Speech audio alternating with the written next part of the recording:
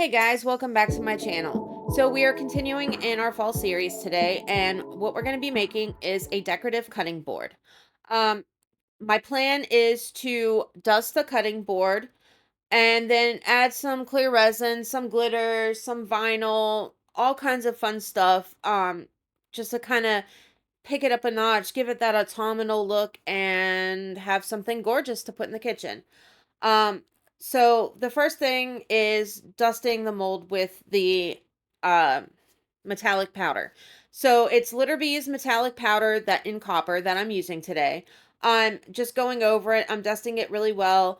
Um, Hindsight, after I finished it, this is the first time that I've done a piece this big in one color. Thinking that it may have been a better idea to use a bigger brush.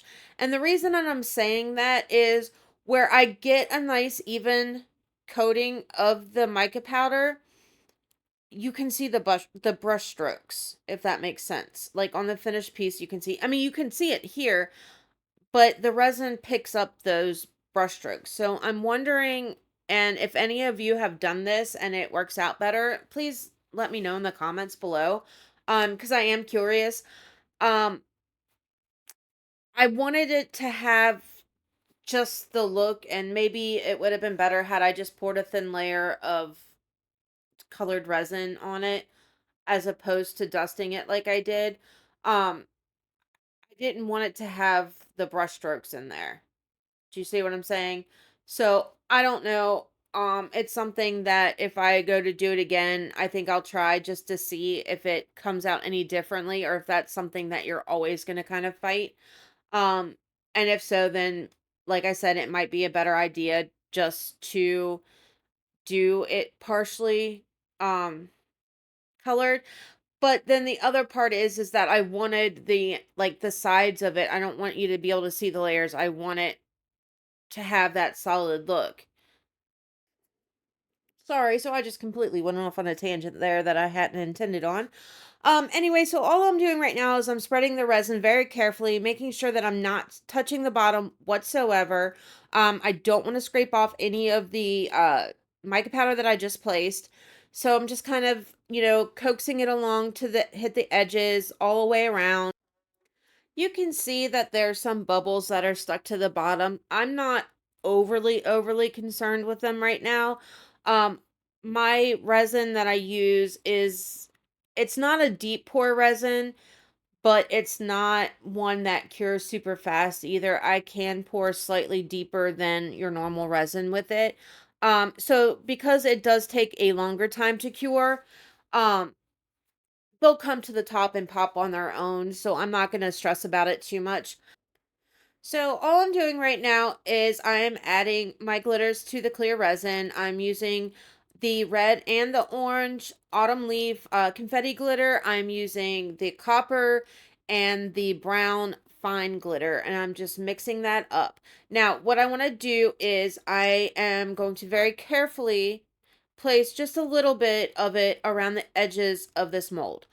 I don't want it to overtake the piece. I want it just to be an accent on it. I mean, it's coming out kind of clumpy right now, so I'm realizing here that this isn't necessarily the best way to do this.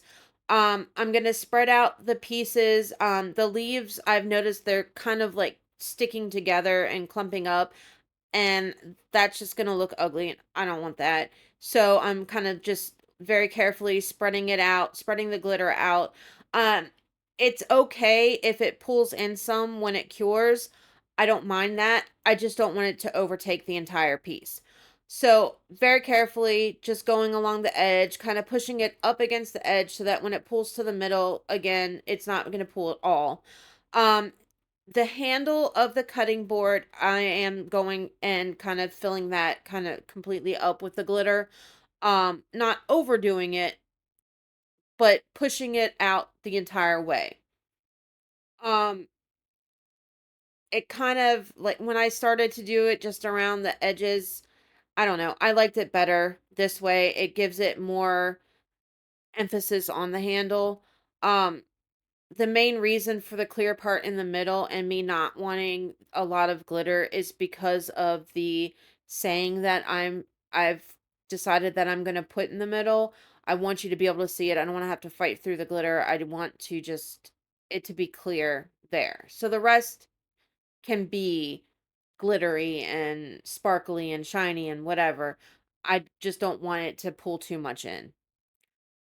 So after this, it's gotta dry. Now you can see me now these bubbles are kind of starting to get on my nerves a little bit. So I'm just kind of trying to push some of them up, and then I realized that the only way to really do that is for me to actually hit the bottom of the mold where the mica powder is, and it's just not gonna work for me. I don't want to do it, so I give up pretty soon. Anyway, so now we're just gonna let it dry. Now this is 24 hours later. You can see how some of the leaves kind of pulled in, and that's fine. I already picked out the design on the Cricut. I did the weeding part of it. It took forever. It would make this video way too long to show it. But I will show you me putting it on. There we go. Words. Um, so you can see how that part is done. Now, the vinyl that I used is a textured metallic vinyl in brown. So, with the textured metallic, you have to use the stronger adhesive transfer paper, um, which is not fun. Not to pull off the resin because it sticks really well. So, after I line this up, and of course, this is a new piece, like once you use it a few times and it kind of gets like, oils from your skin and all that stuff on it, it becomes easier to pull off. But when you use it for the first time, let me tell you, like I needed a He-Man there to help me pull this off because this was a hard task. This was not fun. Like the struggle is real. You can see the struggle. This is not made up. Like it's not. I am really fighting here. Anyway, after I have it centered, I am lightly pushing it down. I'm not pushing it down hard at all. Like I am very carefully going over with my finger and using hardly any pressure on it at all.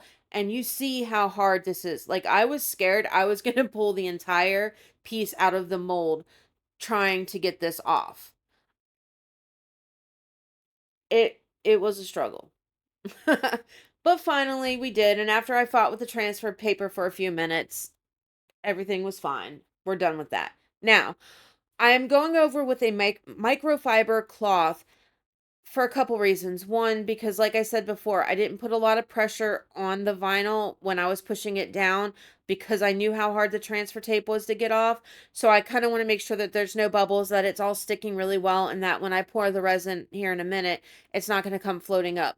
Two, the other reason is because in fighting with it, I got fingerprints and all that stuff all over the piece as I was fighting to get the transfer tape off. So I want to make sure that I clean all of that off. Otherwise, it'll be cast in resin forever, and I don't want a stupid fingerprint in my piece. So now it's time to get the second layer ready. I'm going to be using the JDiction High Gloss epoxy resin, 1:1 by volume, not weight. I'm going to be doing 400 milliliters. So I'm doing right now, I always pour in my hardener first.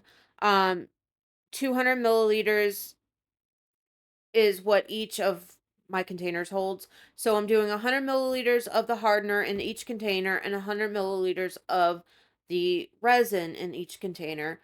I'm going to mix that up um, and then pour it onto the top of the uh, vinyl. Um, I mix up my resin a lot faster than most people will. I mean, this is sped up. Like I'm not like super crazy fast like that. It's sped up, but I do mix it fast. I'm not gonna lie. I do scrape the bottom. I do scrape off the sides. I do scrape off the mixing stick that I'm using. But you can see there's a crap ton of bubbles in there, and it's okay for this resin. Like I rarely have issues with bubbles, and it's because of the long curing time. I know everyone's like, "Oh my god, what is she doing? We mix slow, not fast." I don't have an issue. So, this is how I mix.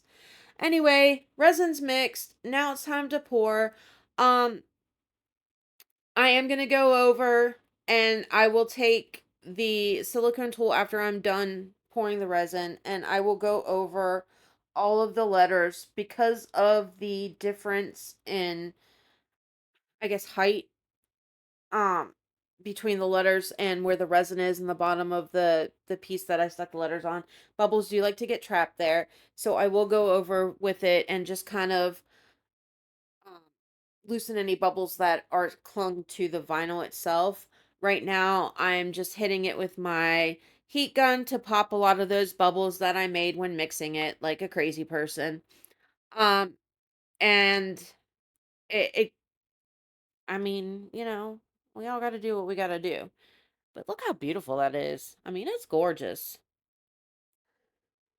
So I'm just finishing up with the heat gun right now, and then I'm gonna go and I'm just kind of checking to make sure. I could have sworn I seen something floating in there, and I was looking to see if I could find it, but I don't know. Maybe it's just my eyes playing tricks on me. So now I'm going, especially around like where the circles are for the O's and the P's and stuff like that. They tend to get trapped in there, I noticed, but I'm just going over it real quick, like with my silicone tool, just to get any up that may be trapped there. And that's it. I pour the rest of the resin on to finish filling the mold because, I don't want to do that and blow it all out the sides and everything.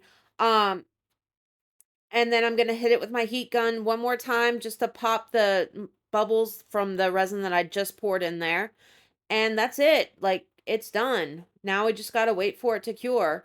Um, it cures up beautifully. I did have an issue when I was moving it, like, and incredibly intelligent person that I am, it was full to the top, and I slid it off and I lifted it and I thought it would be okay because it was hard on the bottom.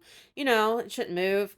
Went to go put it to where my drying rack is and, made a mess everywhere. I dumped resin on my printer and in my power box and all over the place. So it was loads of fun.